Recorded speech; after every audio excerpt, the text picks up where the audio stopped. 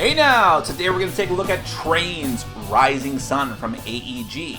Now the original Trains, which I actually don't have on my shelf, it's back there somewhere, but it's one of my favorite deck building games. It was in my top 10 deck building games of all time list, although I'm probably going to make that into a yearly list, so it's my top 10 deck building games of the past year at least, and it might have even made it onto my top 10 games of 2013. That's how much I liked it. It's a very close clone to Dominion, but with a board and with cool, putting cubes out to make tracks, which just seems like it might be just like an add-on that doesn't add too much, but it does. It makes it really, really cool. And a lot of people, including myself, said that the only thing that was keeping Trains back from being just an incredible game was an expansion, having more variety, more stuff. There was a map pack, which I got, and it's cool. I didn't even bother to review it. I probably should, but I needed more cards, more stuff, and that's what Trains Rising Sun is. Although it's not only more cards, it's a standalone game. You can play Rising Sun by itself. It has a map with a quote-unquote normal side for 3 to 4 players, the Nagoya map, and I guess still with 2 as well. But what's new is that on the other side of the map, there's it's broken into 2 halves that are both suitable for playing as a 2-player map with some special rules, which is a new thing. And among all the different new cards that come with the set, of course, they can be mixed together with the original base game. You have a new type of card called attack cards, which, as it indicates, will attack the other players, make them discard cards, make them take waste, things like that. And on top of that, so there is a lot of new stuff in the set, you have route cards, which anyone who knows, who has played Ticket to Ride, I'm sure most of you have, will be familiar with this concept, because now you are actually trying to specifically make routes with your rail cubes between 2 different cities on whatever particular map you're playing on. They include cards for all those different maps, and try to get points that way, and even a special effect. So tons of new stuff in the set. I won't go too much longer about it right now. You know that I like Trains itself as a game. What do I think of this new set? Let's go ahead and take a look at all the new cards that come with this set. I'm not going to give you an overview of the game. Just look at the cards. Then we'll come back, and I'll give you my final opinion.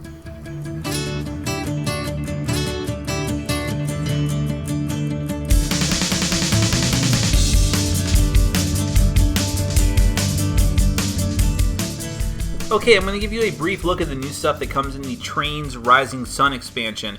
It's an expansion for the original Trains, but it's also a standalone game, so you can buy this game and purchase it right out of the box, or you can combine it with the other set of Trains to have more options. Now, what I have here is actually the map, the board that comes with Trains Rising Sun, and this side of the board is like the maps from the original game or the expansion map pack, that's hard to say, that you can buy. This is Nagoya, and there's nothing too unusual about it. There's a lot of mountainous regions here and a lot of rivers here, so it's kind of an interesting setup, but not too drastically different. Now, on the other side of the board, however, the board is actually broken up into 2 halves. Let's see if I can make that a little more visible. The board is actually broken into 2 halves. You have Kyushu and Chiba. When you want to play with either half of the board, you're just going to flip it over like this. And what this is actually a 2-player specifically map. You can only play this with 2 players. And in order to set that, you start this as normal. And just on the Chiba map, it actually has special starting spaces. Like, these are the only spaces where the 2 players can start. You also start with less station tokens and less rail tokens than normal. So that's something very new to this edition of Trains. Then the other, aside from the new supply cards that come in the game, the other new type of card are the route cards. Now, the way that route cards work, you have all these little tokens here.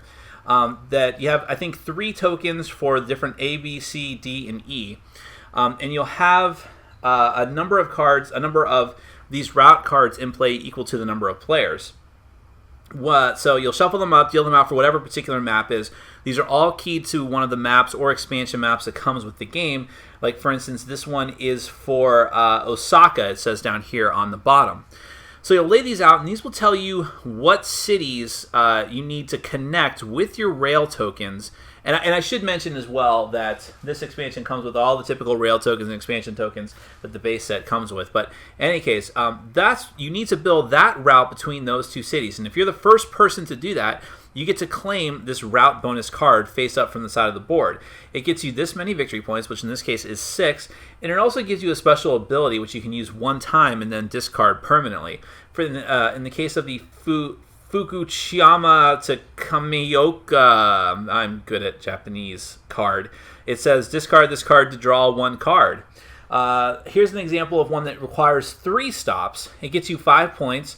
You can discard this card to gain one money. This is for the Germany map, which is one of the expansion map packs you can buy.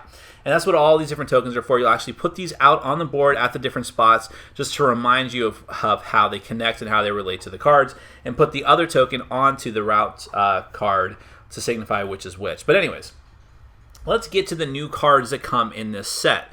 First, we'll go through the new award cards or victory point cards, which you'll always have available to purchase if you're using the Rising Sun set.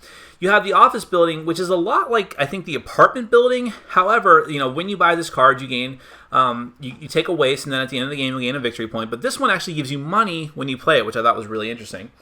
The distribution center, when you buy this card, you take a waste. It's worth X victory points. At the end of the game, you gain a victory point for every 4 cities in your rail network, and it costs you 6. The stadium gives you a whopping 6 victory points, but to buy it, you need 11 currency, and you have to take 2 waste. So let's go through some of the these are the laying rails cards. Distant partners. Lay a rail, take a waste, as with the normal lay rails card. However, the extra cost for laying rails over remote locations is reduced by 1 for that turn. Government subsidies. Same as a normal lay rails card. You lay a rail, take a waste, but it also gives you a currency. Interchange, same as normal lay rails, however you get to draw a card and discard a card together with laying the rail down. Trailblazer lets you choose to lay 1 or 2 rails and take 1 or 2 waste. Now the train cards, this is everyone's favorite. The Outrated Train costs you 2 to buy, gives you 2 when you play it, but when you buy the card you also need to take a waste and end your turn. You can't purchase any more cards after this, but it is a little bit cheaper than the Express Train. The Commuter Train costs you 3 and gives you 1 when you play it. The action is that for each station placed this turn, you gain a victory point. Interesting. The Experimental Train costs you 5 and only gives you 2. If you choose to take another currency, you also have to take a waste as well when you play this card. So it can be kind of tricky to play this card. I don't think it's all that great, but your mileage may vary. The Biofuel Train is very interesting. Costs you 5, gives you 1, and when you play it, you can return a waste card from your discard pile or hands to the waste deck to gain another currency. The Mining Train. You gain a currency for each rail you have in a mountain. The Monorail. You gain 2, and you get to draw a card and discard a card from your hand. Now, the action cards, which actually... Alright, we'll explain this one first. It'll become a little more clear in a minute. The Legal Counsel costs you 2, doesn't give you anything, but you get to pay 1 to draw 2 cards. Reaction, which is the new thing in this game.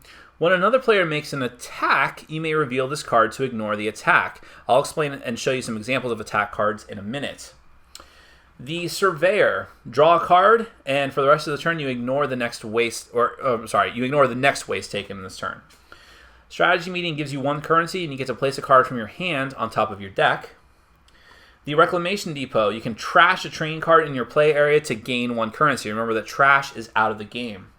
Here's the first attack card we're going to look at. Regulations. Each other player with 4 or more cards reveals a waste card from his hand and places it on top of his deck, or reveals a hand with no waste cards. That's an example of an attack card.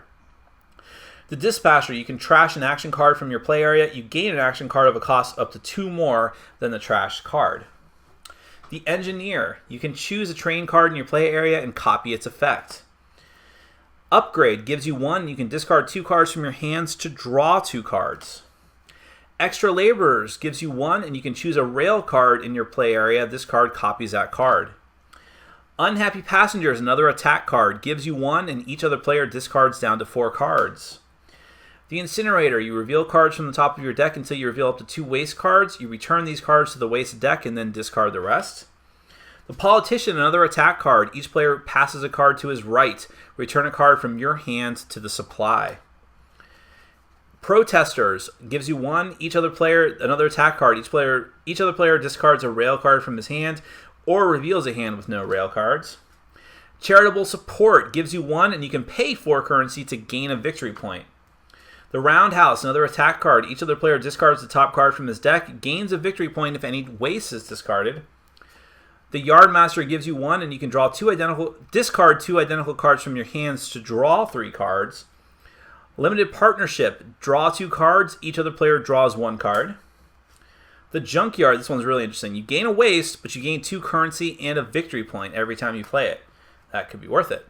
And finally, the Recycling Center. You get to return up to 2 waste cards from your discard pile or hand to the waste deck and gain a currency for each waste card returned. That's all the new stuff that comes in Trains Rising Sun. Now, to my final thoughts. Well, I'll cut right to the chase for the main part of my final thoughts here, and that's that, like I said, I wanted more stuff for Trains, and this expansion delivers. There's tons of cool new cards that come in the set that will easily fit right in with the original Trains. You've got cards like the Recycling Center, which is another, in my opinion, there was not enough cool ways to get rid of waste, to trash waste, so to speak, in the original game. So now you have cards like the Recycling Center, like the Biofuel Train or the Biodiesel Train, I forget exactly what it's called, which are really, really cool. You have new ways to lay down rails. You have the rail card that lets you have the option of playing on 1 or 2 rails, which I think is cool. There's some neat like point gaining cards that we haven't had before, like not government subsidy, but charitable donation, something like that, where you can play it, pay some money, and actually get victory points.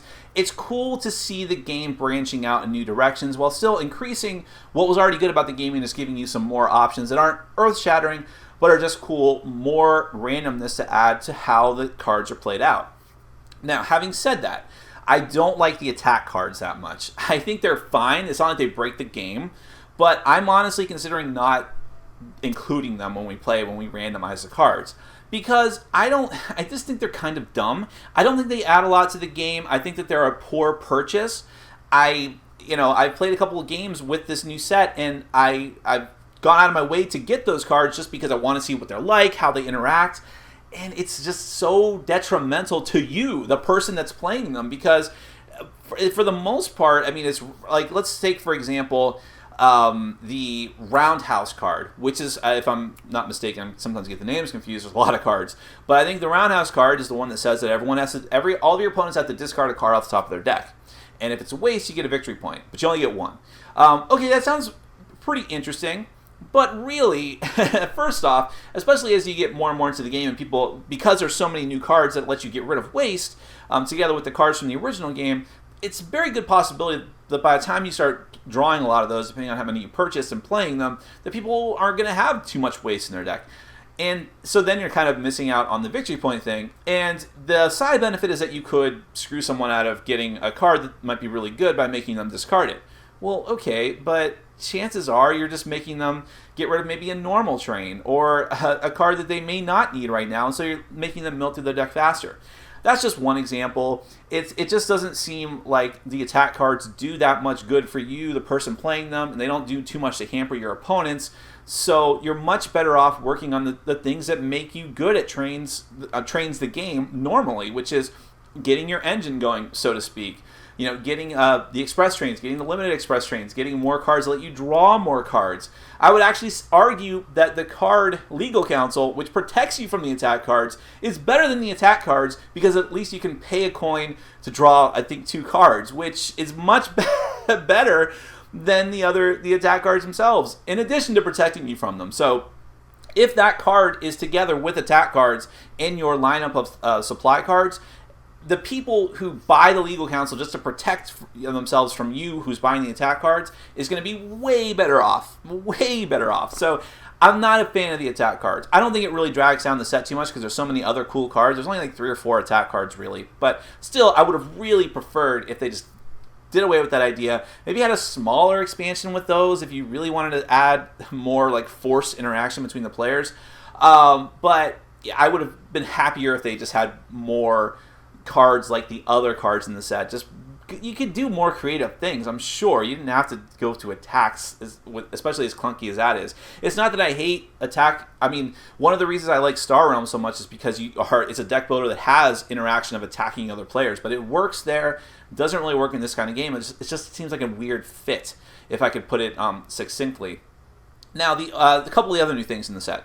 You have the 2-player maps on the other side of the board, which I'm a little ambivalent about. I'm more ambivalent than I was about the attack cards, and then I think it's a cool idea. And when you have a 2-player map and you play with the 2-player rules, which gives you limited stations, limited rail tokens, it's a tighter game. It's a faster game. I'm not sure that it's a better game because.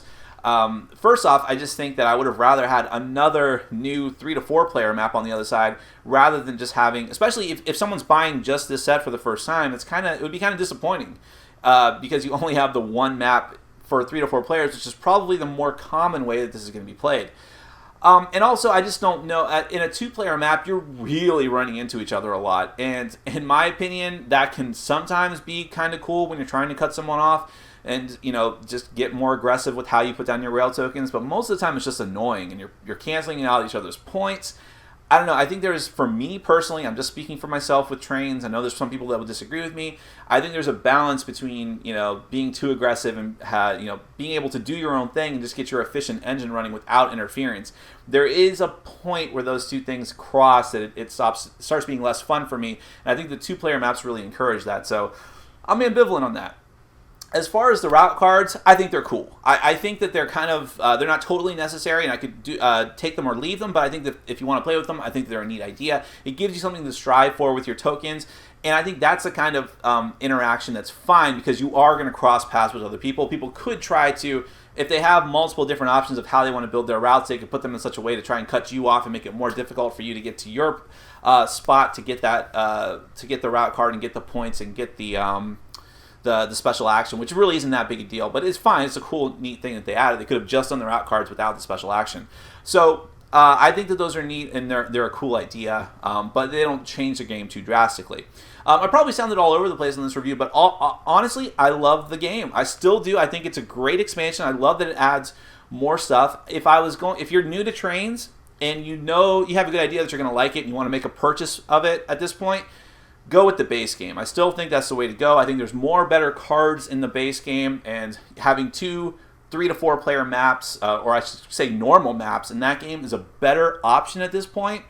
But if you buy it and like it, you're going to want to get Rising Sun. More variety is a good thing. I think that the 2-player maps could work if you do play a lot of 2-player games. Give it a shot. I just would have preferred more 3 to 4 player maps, but the route things are cool.